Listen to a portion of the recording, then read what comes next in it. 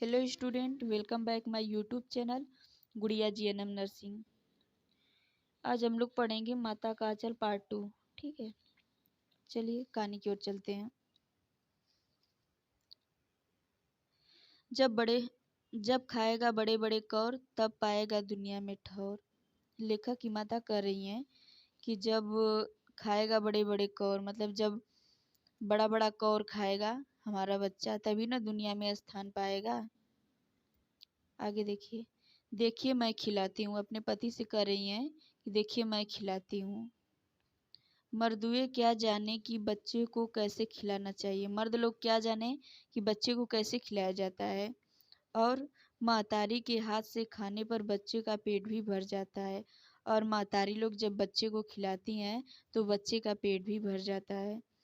यह कहकर वह थाली में दही भात शांति और अलग अलग तोता मैना कबूतर हंस मोर आदि के बनावटी नाम से कौर बनाकर यह कहते हुए खिलाती जाती कि जल्द खा लो, नहीं तो उड़ जाएंगे। पर हम इन्हें इतनी जल्द उड़ा उड़ा जाते थे कि उड़ने का मौका ही नहीं मिलता था। मतलब लेखिका कह रही हैं कि आप क्या जानेंगे कि बच्चे को कैसे खिलाया जाता है। देखिए मैं कैसे खिलाती हूँ। यह कहकर लेखक की माता दही भात शांति हैं और अलग अलग नाम देकर, जैसे यह लो तोते के नाम का, यह लो मैने के नाम का, यह लो कबूतर के नाम का, यह हंस के नाम का, यह मोर के नाम का आदि जो माता नाम दी थी, आदि बनावटी नामों देकर वह मुझे खाना खिलाने लगती थी और हम खाने लगते थे। हमारा पेट भी भर जाता था। ठीक है। और कहती थी कि अगर नहीं खाओगे तो ये सब उड़ जाएंगे, ये पक्षी जो हैं सब उड़ जाएंगे, इसलिए तुम खाना खा लो। लेखक कहते थे कि अगर नहीं खाऊंगा तो माता यह पक्षी उड़ जाएंगे। तो उनकी माता कहती थी हाँ उड़ जाएंगे। तो लेखक कहते थे कि ठीक है माता, हम इन्हें उड़ने का मौका नहीं देंगे। इस तरह हम जल्दी जल्दी पूरा खाना खा जाते थे और हमारा पेट भी भर जाता था। ठीक है, आगे देखिए।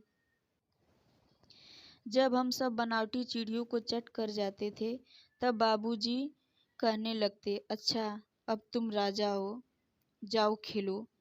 मतलब जब हम खाना खा लेते थे, अलग अलग नाम देकर जो हमारी माता हमको खाना खिला रही थी, तो जब हम खाना खा लेते थे तब बाबूजी कहते थे, अच्छा तुम खाना खा लिए, जाओ अब तुम खेलो, अब तुम राजा बाबू की तरह लग रहे हो, अब तुम खेलो कूदो। ठीक है, तुम्हारा पेट भर गया। बस हम उठकर उछलने कूदने लगते थे। फिर रस्सी से बंधा हुआ काठ का घोड़ा लेकर नंग धड़ंग बाहर गली में निकल जाते थे।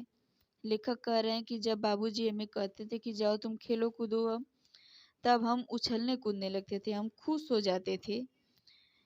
खुश होकर जो लकड़ी का बना हुआ घोड़ा था वह रस्सी से हम बांध कर उसको रखते थे और उसको लेकर हम नंगा धड़ंगा ही बाहर गली की ओर निकल जाते थे।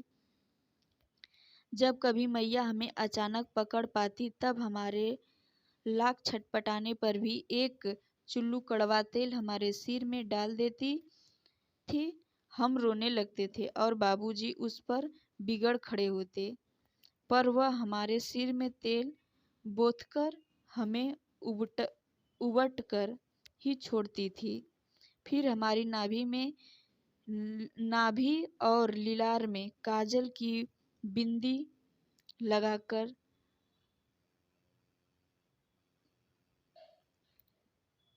चोटी गूंथकर और उसमें फूलदार लट्टू बांधकर रंगीन कुर्ता टोपी पहना देती थी।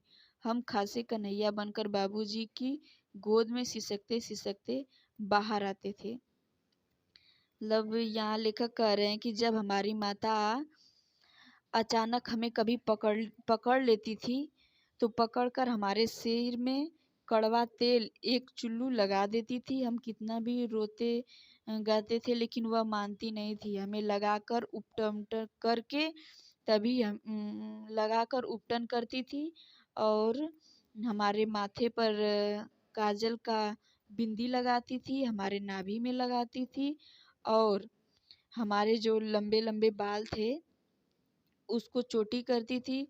बाल में लट्टू बांधना मतलब जूड़ा लगाना, जूड़ा लगा देती थी। रंगीन कुर्ता और टोपी पहना देती थी।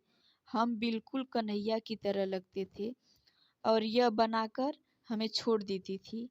हम रोते हुए सिसकते हुए बाहर जाकर बाबूजी की गोद में बैठ जाते थे। ठीक है, आगे देखिए। बाहर आ बाहर आते ही हमारी बाट जोहने वाला बालकों का एक झुंड मिल जाता था। हम उन खेल के साथियों को देखते ही सिसकना भूलकर बाबूजी की गोद से उतर पड़ते और अपने हमजोलियों के दल में मिलकर तमाशे करने लगते थे। लेखक कह रहे हैं कि जब जब हम बाहर निकलते थे तो हमारे जो दोस्त थे हमें बाहर जो होते थे, जो ना मतलब वेट करना, इंतजार करना, हाँ, हमें जोते थे। तब हम जब उन लोग को देखते थे, अपने दोस्तों को देखते थे, तो हम रोना धोना भूल जाते थे, सिसकना भूल जाते थे और बाबूजी के गोद से उतरते थे और तुरंत उन लोग के दल में मिलकर हम तमाशे बनाने लगते, तरह तरह के तमाशे बनाने लगते थे। ठीक है, आगे देखिए। तमाशे भी ऐसे वैसे नहीं थे, तरह तरह के नाटक। तो हमारा जो तमाशा था ऐसा वैसा नहीं था, तरह तरह का नाटक था। चबूतरे का एक कोना ही नाटक घर बनता था। चबूतरा जो था, हमारे घर के बाहर चबूतरा था, उसका एक कोना ही हमारे घर का नाटक बनता था, नाटक का घर बनता था। ठीक है। बाबूजी जिस छोटी चौकी पर बैठकर नहाते थे, बाबूजी जिस छोटी चौकी पर बैठकर नहाते थे, वही रंगमंच बनती थी, वही चौकी रंगमंच बनती थी। उसी पर सरकंडे के खम्भों पर कागज का चदोआ मतलब चदोम चांदनी तानकर मिठाइयों की दुकान लगाई। तो हम लोग उस पे मिठाई की दुकान लगाते थे। ठीक है। उसमें चीलम के चोंगे पर कपड़े के थालों में ढेले की लड्डू, कपड़े का जो थाल था उसमें हम लोग ढेले का लड्डू रखते थे। ठीक है। पत्तों की पूरी कचौड़ियाँ और पत्ते जो थे उसकी पूरी कचौड़ी बनाते थे। गीली मिट्टी की जलेबियाँ, गीली मिट्टी जो थी उसकी जलेबी हम लोग छानते थे। फूटे घड़े के टुकड़ों के बतासे, जो फूटा घड़ा था उसके टुकड़े का बतासा हम लोग बनाते थे। आदि मतलब अनेक प्रकार की मिठाइयाँ बनाते थे और सजा देते थे। ठीक है। ठीकरे के बटखरे थे और जस्ते के छोटे छोटे टुकड़ों के पैसे बनाते थे, और जस्ते के छोटे छोटे जो टुकड़े थे उसको हम लोग पैसा बनाते थे। हम ही लोग खरीदार थे और हम ही लोग दुकानदार थे। हम ही लोग खरीदने वाले थे, हम ही लोग दुकानदार भी थे। बाबूजी भी दो चार गोरखपुरिये पैसे खरीद लेते थे। ठीक है, आगे देखिए। थोड़ी देर में मिठाई की दुकान बढ़ाकर हम लोग घरौदा बनाते थे। मतलब थोड़ी देर में मिठाई की दुकान हम लोग बढ़ा लेते थे थोड़ा, और वहाँ पे मिट्टी का घर बनाने लगते थे। ठीक है। धूल की मेड़ धूल धूल मतलब मिट्टी का मेड़ बनाते थे और दीवार भी बनाते थे उसी का। ठीक है। और तिनकों का छप्पर, और जो छोटे छोटे तिनका थे उसका हम लोग छप्पर बनाते थे। दातून के खंबे थे। दिया सलाई की पेटियों के किवाड़, मतलब दिया सलाई का जो पेटी होता है, जो कार्टून होता है, उसका हम लोग किवाड़ बनाते थे। ठीक है, आगे देखिए। घड़े के मुहड़े की चूल्हा चक्की, दिए की कढ़ाई और बालू और बाब और बाबूजी की पूजा वाली आचमनी कलछी बनती थी। पानी के घी, धूल धूल का पिसान और बालू की चीनी। ठीक है। चीनी से हम लोग जेवनार तैयार करते थे। हम ही लोग जेवनार करते थे और हम ही लोग जेवनार बैठाते भी थे। ठीक। जब पंगत बैठ जाती थी तब बाबूजी भी धीरे से आकर जब पंगत बैठ जाती थी तब हमारे बाबूजी भी धीरे से आकर पात के अंत में पात के अंत में जमीन पर जमीने के लिए बैठ जाते थे, मतलब खाने के लिए बैठ जाते थे। ठीक है।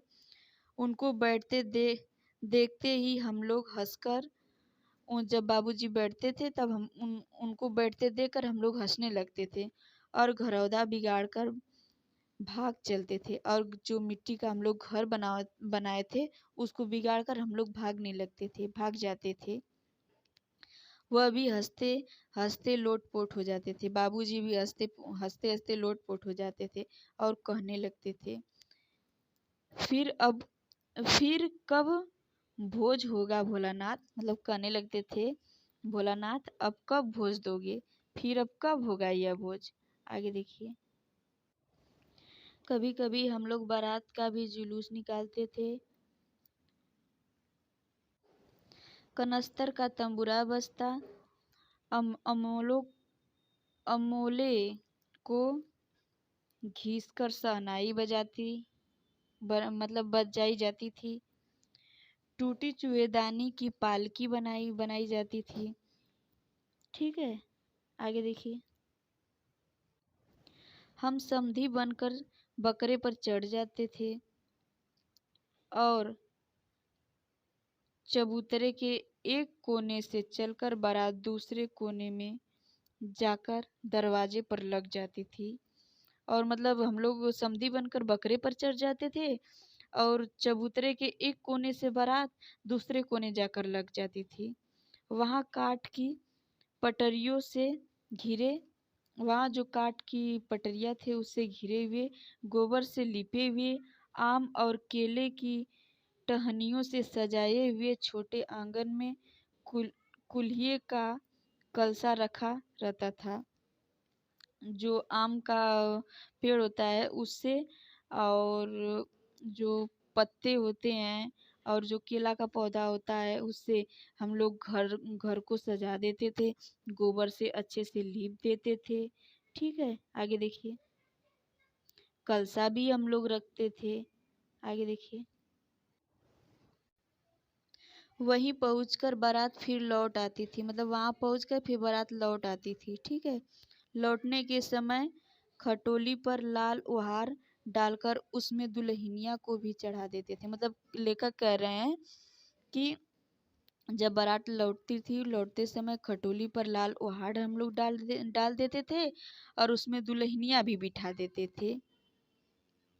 आगे देखिए। लौट आने पर बाबूजी ज्यों ही ओहार मतलब लौट आने पर बाबूजी ज्यों ही ओहार उघार कर दुल्हनिया का मुख निहारने लगते, मतलब दुल्हन का मुख देखने लगते, त्यों ही हम लोग हंसकर भाग जाते थे। मतलब जब बाबूजी बारात जब लौट कर आती थी तो बाबूजी जो हम लोग ओहार डाले थे दुल्हनिया को, उसका ओहार उठाकर हम लोग बाबूजी देखने लगते थे दुल्हनिया को, और हम लोग लज्जित होकर तुरंत वहां से भाग जाते थे हंसते हुए। ठीक है। आगे देखिए।